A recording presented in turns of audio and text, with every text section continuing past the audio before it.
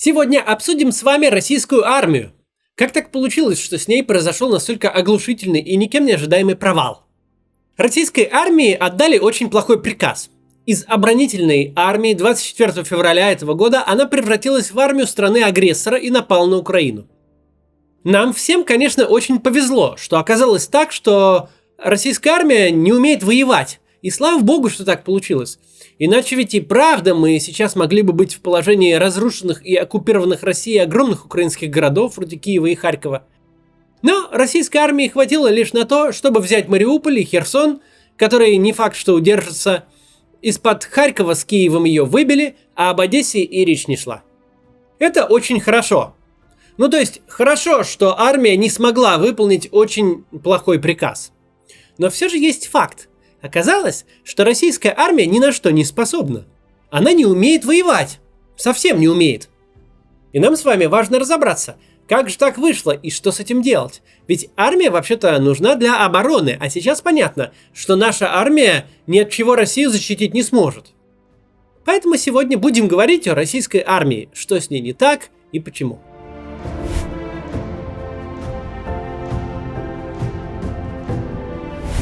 Полгода тому назад во всех авторитетных рейтингах вооруженные силы России занимали среди армий мира почетное второе место. И сама фраза «вторая армия мира» применительно к отечественным войскам была таким устойчивым выражением. Полгода назад, просчитывая конфликт между Россией и Украиной, многие аналитики оперировали часами. Сколько часов несокрушимой и легендарной российской армии понадобится, чтобы разгромить вооруженные силы Украины? 48 или 72? Или все-таки целых 100 часов потребуется? Но прошло уже более 100 дней, а украинские войска не только не разгромлены, но и наносят нашей армии попросту неприемлемый урон в живой силе и технике. Да, российская армия одна из лучших в мире по умению проводить торжественные парады. Она неплохо прорекламировала себя и свое оружие, гоняя по сирийским пустыням всевозможных бандитов на джипах с пулеметами. Но вот, впервые с 1945 года наши войска встретились на поле боя с другой регулярной армией. И вся изнанка российской армии, все ее системные пороки, которые годами оставались малозаметными, полезли наружу самым очевидным образом. В мирное время любой армии крайне тяжело дать объективную оценку. Потому что по-настоящему ее могут дать только реальные боевые действия против сопоставимого по мощи противника. Анализировать потенциал чьих-либо войск до того, как они вступили в бой, дело весьма неблагодарное. От афганской армии никто не ожидал, например, что она рассыпется всего за несколько дней. Никто не ожидал от вооруженных сил Украины столь успешной обороны. От российской армии и флота не ожидали настолько унизительных провалов. Армия – одна из самых закрытых государственных структур. Пока не начнется война, из-за недостатка информации сложно не только оценить реальную боеготовность войск, но и выработать сами критерии для такой оценки. И до поры до времени именно это было козырем в руках у Владимира Путина. Ведь многие годы российская армия в глазах стороннего наблюдателя была второй армией мира. Но она оставалась таковой ровно до того момента, пока Путин зачем-то не решил проверить это утверждение на практике. Сегодняшнее видео о хронических болезнях вооруженных сил России. Долгое время эти болезни плохо поддавались диагностике, но сейчас они вошли в острую фазу, и теперь мы их четко видим. Вначале поговорим о том незавидном положении, в котором находится личный состав российской армии.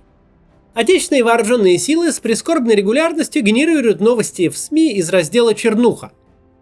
Если я начну пересказывать только те факты, которые официально признало Министерство обороны, то и их хватит, чтобы вы выключили это видео уже через минуту. Вместо пересказа конкретных событий давайте проанализируем, почему в российской армии все так, как оно есть. Логика подсказывает, что в любой армии мира служить сложно, просто в силу специфики военного ремесла. По-настоящему боеспособная армия может существовать только в двух режимах. Она или воюет, или готовится воевать. Третьего не бывает. К примеру, Швейцария не участвовала ни в каких войнах аж с позапрошлого века. Но швейцарские вооруженные силы ежедневно занимаются тем, что готовятся к потенциальной войне. Военная подготовка – это сложное физическое и психологическое испытание для человека. Поэтому в уставах пишут: военнослужащий обязан стойко переносить все тяготы и лишения военной службы. Однако, как и во всякой осознанной деятельности, в военной подготовке во главе угла должен стоять желаемый результат. Когда человек что-то делает, он всегда должен понимать, зачем он это делает и какие цели он преследует. Так вот, в нормальной армии упомянутые тяготы и лишения используются для того, чтобы, преодолевая их, бойцы превращались в сплоченный воинский коллектив. Взвод, рота или целый батальон, армейское подразделение любого уровня в результате тяжелых тренировок должно становиться подобием симфонического оркестра, где каждая скрипка, тромбон и клавесин четко знают свою задачу, чувствуют плечо товарища и слаженно действуют в одном темпе и ритме. В военной терминологии даже есть такое понятие – боевое слаживание. Однако в российской армии организация тягот и лишений, как правило, является не способом достижения цели, а самоцелью. В результате типичная рота в вооруженных силах России – это не могучая боевая единица, а полсотня-сотня человек с диагнозом хроническая усталость. Солдаты физически не способны осваивать свои воинские специальности. И в строю, и за партой в учебном классе они все свои силы тратят буквально на то, чтобы держать глаза открытыми. Вымотанность и недосып, который тянется неделями и месяцами, приводят к моральному истощению и постоянным психозам. Так называемые боевые товарищи набрасываются друг на друга из-за любой мелочи, а отцы-командиры зачастую не только не гасят такие конфликты, но еще и поощряют их, ведь разобщенным коллективом, где все друг другу глотки готовы перегрызть от злобы, гораздо легче управлять. Но вот вопрос, как потом себя покажет типичная российская рота на настоящей войне? Как мы видим, не лучшим образом. Затронем тему издевательств над солдатами, хотя лишение сна и отдыха – это уже вообще-то издевательство. Так вот, как ни странно, тут не обошлось без руки Америки. Великий американский режиссер Стэнли Кубрик выпустил в 1987 году свою нетленку «Цельнометаллическая оболочка». Он даже не подозревал, какую мину замедленного действия он заложил под будущую российскую армию. Ибо пройдут годы, и отечественные командиры, насмотревшись Кубрика в одноголосом переводе Гоблина, начнут с энтузиазмом копировать повадки сержанта Хартмана. Того самого, который на экране постоянно орет в лицо своим подчиненным, избивает их и подвергает всевозможным наказаниям. Во-первых, доморощенные косплееры Хартмана в российской армии умудрились не заметить авторской позиции самого режиссера. Издевательства, побои и доведение людей до скотского состояния режиссер вообще-то не одобряет. Он-то как раз недвусмысленно показывает, к чему они в итоге приводят. Во-вторых, даже по этому фильму видно, что американские морпехи становятся грозными бойцами вовсе не благодаря издевательствам сержанта, а внезапно благодаря интенсивной боевой подготовке. Кто бы мог подумать, новобранцы становятся солдатами не потому, что их унижают, а потому, что их качественно обучают. В современной армии Соединенных Штатов есть особая должность – дрилл-сержанты. Подобно киношному Хартману, они тоже орут на подчиненных, извергая из себя бесконечные потоки брани. За провинности они назначают бойцам физические упражнения, но они не имеют права применять рукоприкладство. А самое главное то, что современные американские дрилл-сержанты – это хорошо подготовленные специалисты, владеющие навыками практической психологии. У них нет задачи просто так унижать солдат. Их цель не разрушить психику подчиненному, а наоборот тренировать ее, укреплять в ней стрессоустойчивость. Они обучены точно чувствовать грань, где заканчивается испытание, которые закаляют личный состав, и где начинаются издевательства, которые подрывают его боеспособность. В российской армии эту грань почти никто из командиров не чувствует. Их этому не учат. А сами они обычно даже не пытаются ее нащупать, им это неинтересно.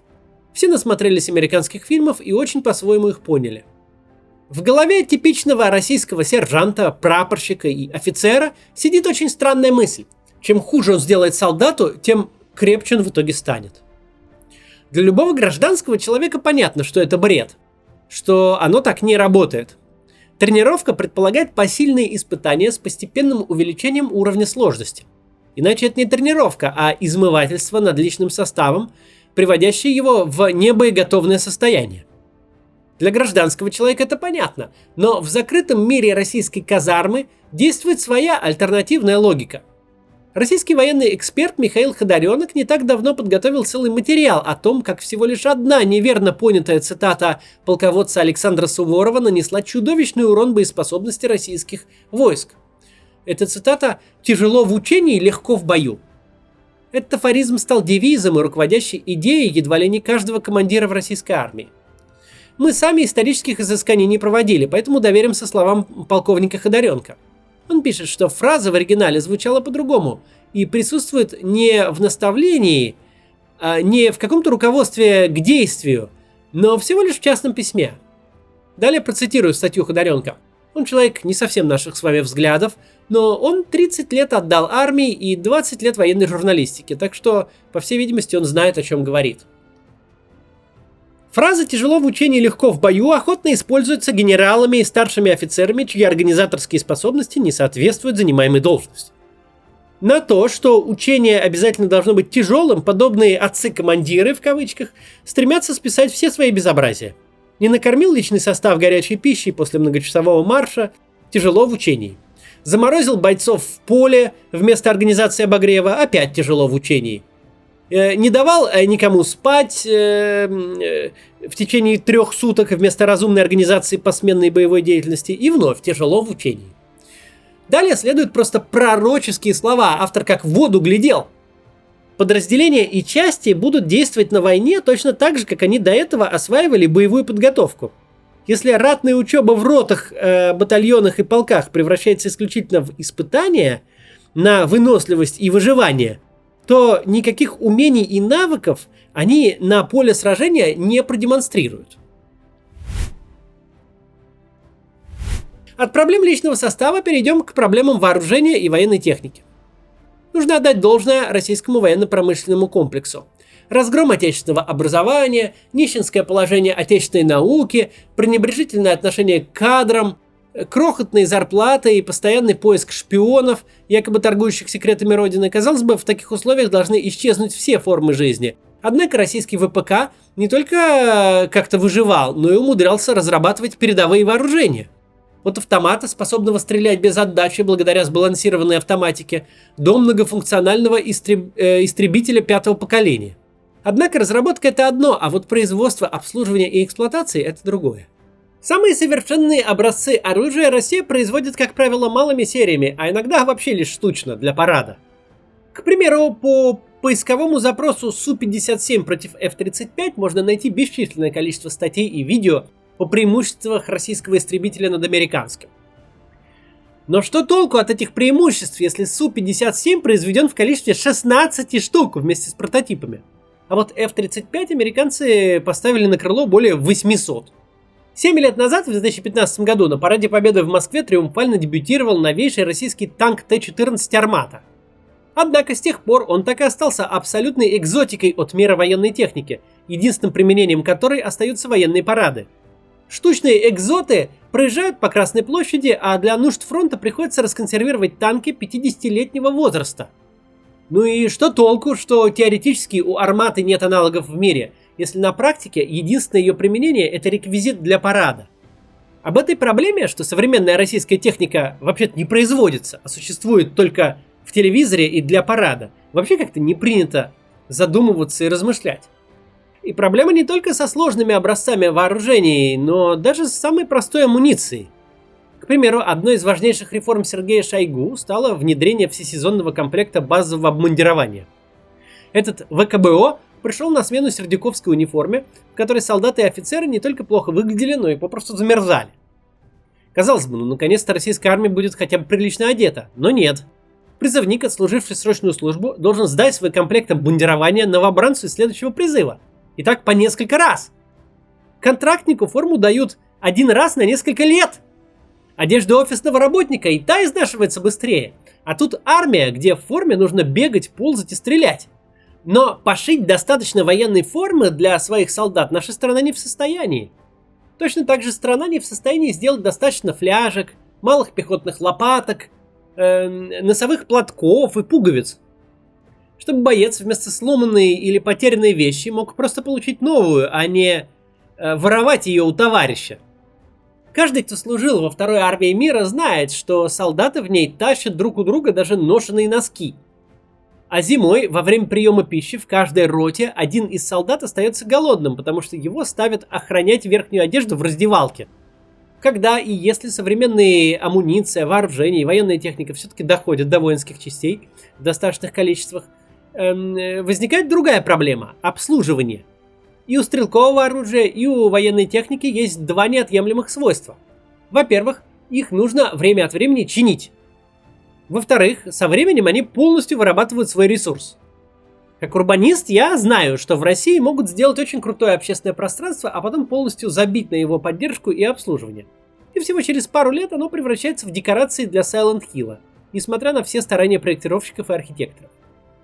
Российский город может даже закупить, например, современный общественный транспорт, но новенький трамвай или троллейбус ходит по улицам лишь до первой поломки. Затем он или на долгие месяцы встает в депо, или становится донором запчастей для своих собратьев. Культурные особенности нашей страны не обходят стороной российскую армию. Михаил Калашников был гений, его автоматы продолжают стрелять, даже когда их предельный ресурс выработан уже несколько раз, а вместо оружейной смазки годами использовалось добытое старшиной машинное масло. Но вот армейский КАМАЗ, являясь более сложным механизмом, уже так не умеет. Офицеры и прапорщики постоянно покупают за собственный счет то новый аккумулятор, то всевозможные расходники. Но, ладно, КАМАЗ, а вот где купить необходимые запчасти для бронетранспортера или танка? Их на рынке не продают. Из этого проистекает уже следующая проблема. В тех случаях, когда в воинскую часть поступает какое-то особенное чудо техники, оптимальная стратегия для командира, это превратить его в музейный экспонат. Один единственный раз показать издалека подчиненным и затем ни в коем случае не эксплуатировать.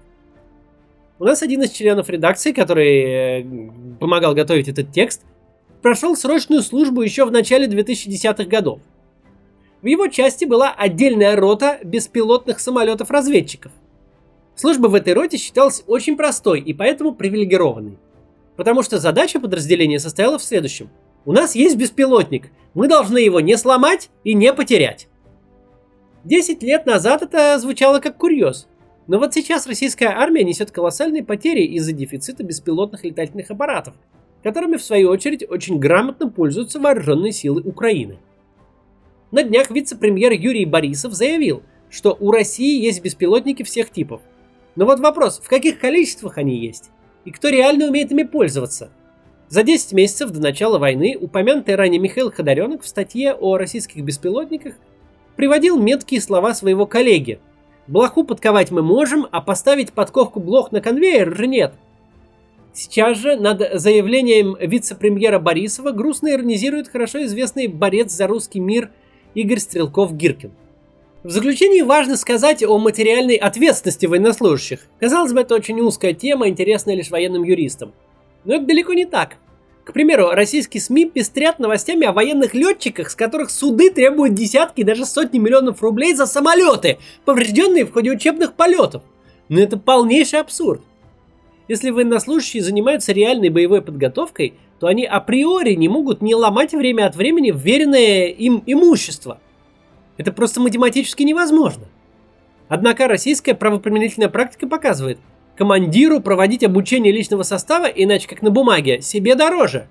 Подчиненный что-то сломает, так он и сам пойдет под суд, и командира оставят без премии на голом окладе. Пусть лучше сутки напролет орудует шваброй, а командир специально будет его жестко карать за каждую пропущенную пылинку, чтобы не расслаблялся. Помните же, тяжело в учении, легко в бою. Армия — это замкнутая система, где каждая годами нерешаемая проблема создает целое дерево новых проблем. Их не решают, но зато постоянно прикрывают всевозможными бумажками. Россия крайне забюрократизированное государство, но вот армейской бюрократии попросту нет равных. Каждый отдельно взятый командир роты за время своей службы изводит столько бумаги, что на ее производство нужно вырубить несколько дубовых рощ.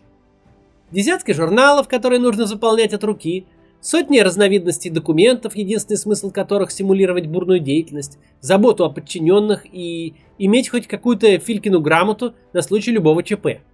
Ради них приходится трясти деньги с личного состава на покупку картриджей и новых принтеров, потому что они попросту не выдерживают нагрузки.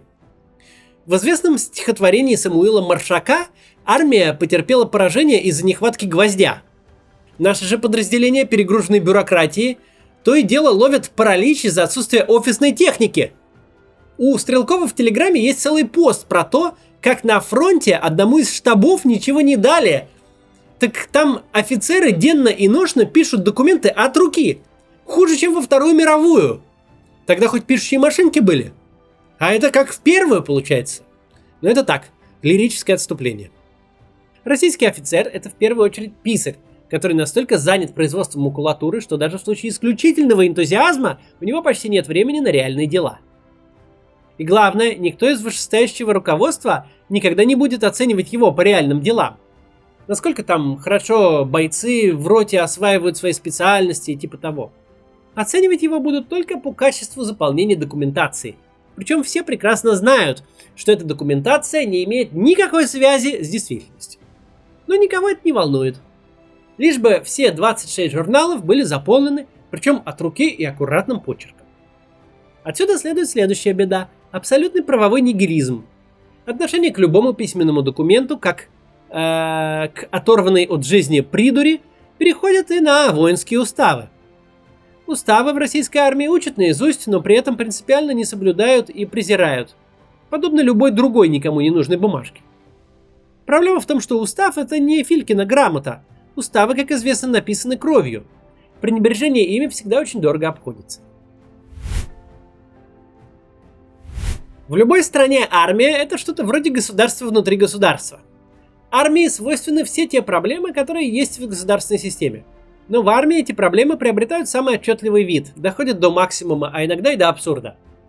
Лечить армию необходимо теми же методами, что и государство, понятными и обязательными к исполнению процедурами, плюс гражданским контролем.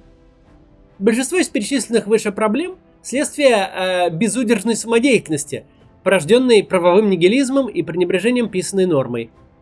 В теории солдат спит 8 часов ночью и еще час после обеда. Командиры обращаются к нему на «вы» и делятся с ним таким объемом знаний, что позавидует любой университет. Глянешь на расписание занятий, висящие посреди казармы, так любо-дорого смотреть. Только все прекрасно знают, что расписание это не стоит тех усилий, которые были потрачены на его заполнение. Оно висит для проверяющего, который будет оценивать аккуратность почерка. Чтобы привести все нормы в разумный вид, а потом следить за их исполнением, нужен гражданский контроль. В Соединенных Штатах все доктринальные документы начинаются со слов «Вооруженные силы США находятся под гражданским контролем». И это важнее, чем вопли сержанта Хартмана и майора Пейна, на которых у нас многие носители погон так любят равняться. Да, не все в армии можно показывать широкой общественности. Иногда от этого могут пострадать интересы секретности. Но и на этот случай есть решение. Не нашей редакцией оно придумано.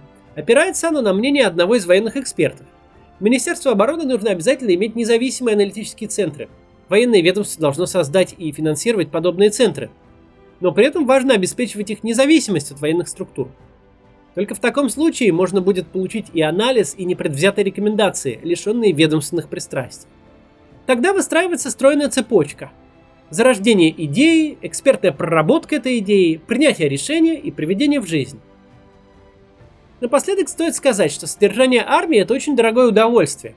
Так было, так и есть, и так будет. В нынешней политической системе на российскую армию приходится бросать средства, отнятые у здравоохранения и образования. Это нелепо.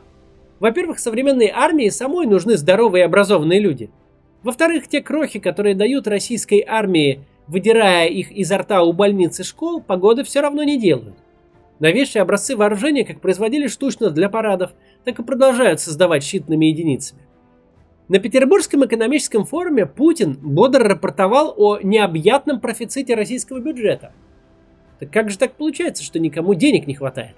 Ни медицине, ни образованию, ни той же самой армии, ради которой у всех остальных готовы отобрать последние. Может, в нашей государственной системе что-то не так? Может, не стоило с такой системой начинать большую континентальную войну? Даже не из принципов морали и этики. Хотя вообще-то очень важно, можно было и из этих принципов не начинать. Но если мы уж уходим в логику Путина и всех этих вот странных граждан, которые у нас власть захватили, то, может, не стоило начинать просто, чтобы не показывать всему миру нашу материальную и интеллектуальную нищету? Карикатурный либерал, нарисованный пропагандой, при виде прекрасного танка восклицает: «Лучше бы раздали пенсионерам». Я не карикатурный либерал. Я был уверен, что при нормальном госуправлении в России хватило бы денег и на пенсионеров, и на учителей, и на врачей, и на танки. Причем эти танки были бы настолько хороши, что их никогда бы не пришлось применять. Никто не захочет нападать и проверять на себе их мощь. Ну а мы нападать ни на кого не должны. Но прямо сейчас, глядя на то, как российская армия ни за что и ни зачем гибнет в Украине, я действительно готов сказать, лучше бы раздали все военные бюджеты пенсионерам. Гораздо меньше вреда бы было. Надеюсь, вам это видео показалось полезным. Если вы имели или имеете какое-то отношение к армии, обязательно поделитесь своим мнением в комментариях. Хорошие комментарии всегда попадают в топ, и если вы напишите интересно, многие люди прочитают.